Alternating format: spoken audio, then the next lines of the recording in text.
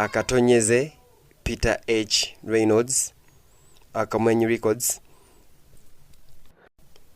ekitabo eri abantu ab'emyaka gyonna okubayamba okwetaggulula.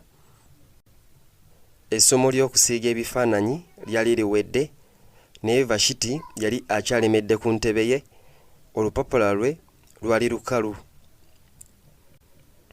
Omusomesa wa Vashiti yakutama eri olupapula olukalu.